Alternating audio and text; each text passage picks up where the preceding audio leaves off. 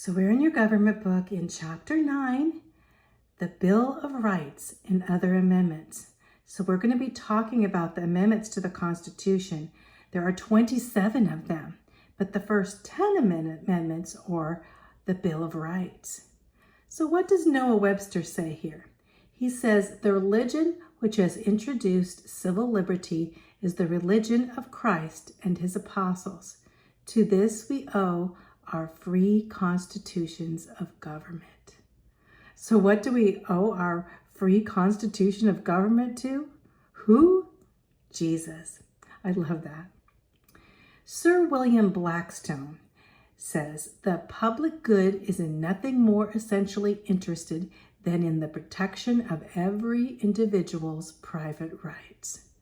When it comes down to the nitty-gritty, we need to stand for each individual's rights. And I love that, because if we don't, we'll end up into a cold socialistic, communistic society that has no right, where the people have no rights.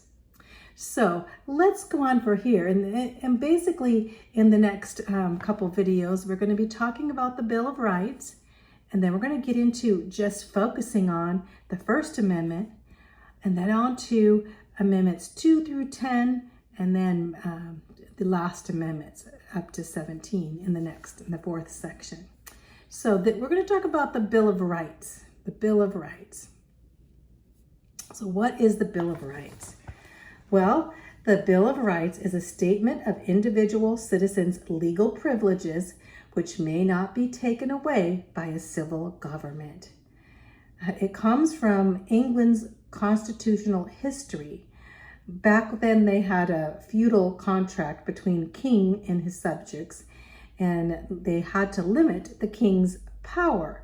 They felt like they're limiting the king's power because some of the kings had so much power and so much liberty in controlling the lives of the king's subjects, the people.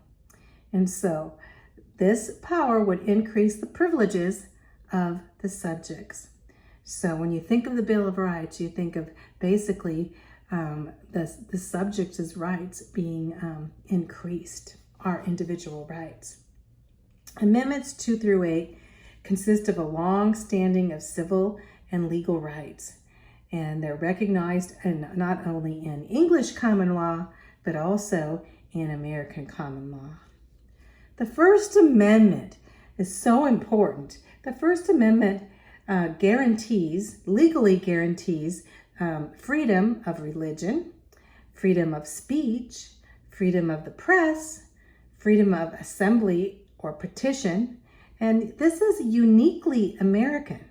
Now, before you think of the amendments, yeah, they had a lot of establishment into English law in England, but as we look at our American heritage, the First Amendment is very unique. Few nations enjoy these privileges and these coveted freedoms, particularly the freedom of religion. Even in England, they had a state Anglican church.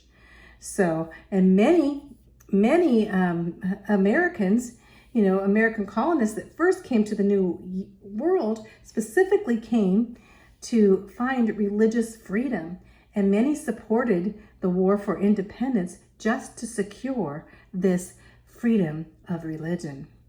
The American Bill of Rights, the First Amendment, came about as no accident. So how important is this Bill of Rights, especially when it comes to the First Amendment? So we're going to talk a lot about the First Amendment because the First Amendment is uniquely American.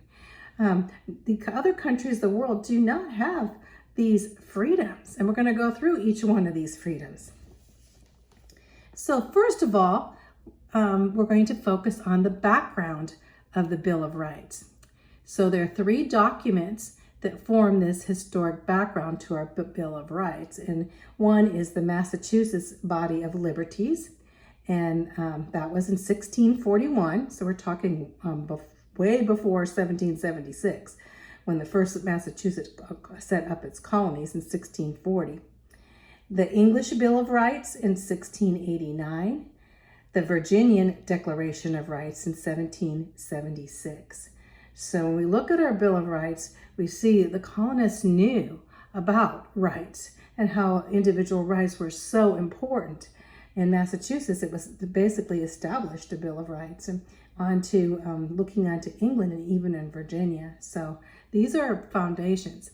In addition, between 1775 and 1789, later on, 8 of the 13 states had a Bill of Rights in their state constitution. So Americans knew they needed to set forth in their constitution the rights of the individuals. So the Constitution guarantees in writing certain individual rights before it would be ratified. So basically in the Constitution could not be ratified unless it had an attachment of a Bill of Rights. In fact, both Virginia and to New York, the people did not, and not only that the people, but the state itself, the state government, they would not ratify the Constitution without a Bill of Rights. In 1788, 9 states did ratify the Constitution, but many wanted that Bill of Rights attached. And so there were 4 states that did not ratify it. Out of 9 out of 13, there's 4 states. Well, Virginia and New York, two of the most renowned and largest populated states at that time, still held out. Not until James Madison, let's go to the next page here. So James Madison, not until James Madison was put forth the support of the Baptists in Virginia. The Baptists in Virginia would not want the ratification of the Constitution and held back, and because of a plea of individual rights, especially the right and freedom of religion. So James Madison finally won support of the Baptists in Virginia by a plea of the Bill of Rights, and he promised to complete this Bill of Rights if he was elected to Congress. And indeed he was, and indeed he did. So basically after that, Virginia in June 25th of 1788 ratified the Constitution. And after Virginia ratified the Constitution with the Bill of Rights, on did New York shortly after that. James Madison was elected to the House of Representatives, where he proposed this Bill of Rights on September 25, 1789. And the last 2 states that held out, North Carolina and Rhode Island, did ratify the Constitution after the Bill of Rights in 1789 and 1790, after the Bill of Rights was proposed by Madison. On December 15th, 1791 is Bill of Rights Day. So remember, December 15th, 1791 is Bill of Rights Day. That's when the states ratified basically 10 out of Madison's proposed rights. So we have 10 in the Bill of Rights, 10 amendments, 10 of the proposals were ratified. He had 12, but 10 out of 12 were ratified. So that's a pretty neat history, because, and you go back to it, you have to look at, and see if you have the question on who really put together the Bill of Rights and who really had a major influence in the Constitution. You have to say James Madison, and later James Madison would become our 4th president of the United States.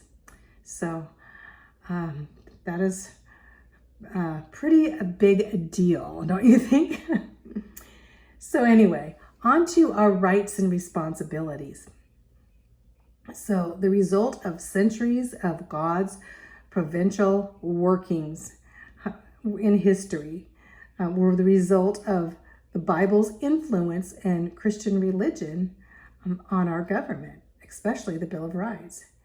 And they depend on the corresponding duties. So with rights, you always have duties to go with them. The concept of civil rights cannot be divorced separated from God's provision of government. There are no such things as abstract natural rights that belong to all men, regardless of their fulfillment or non-fulfillment of civic responsibility. So when you have rights, you are going to have responsibilities. So the framers of the Constitution, the Bill of Rights, understood these things, and they shared a common vision that freedoms, liberties, and rights must be set within the framework of a Christian moral order and of a common cultural value that has been derived from Christianity. So when you think of freedom, and you think of liberty, and you think of rights, you think of Christian moral order. And for every right, there is a corresponding responsibility. For every privilege, there is a corresponding duty. I like what Edmund Burke said here. He said, "It is ordained in the eternal constitution of things that men of intemperate minds cannot be free. Their passions forge their fetters." So what is he saying?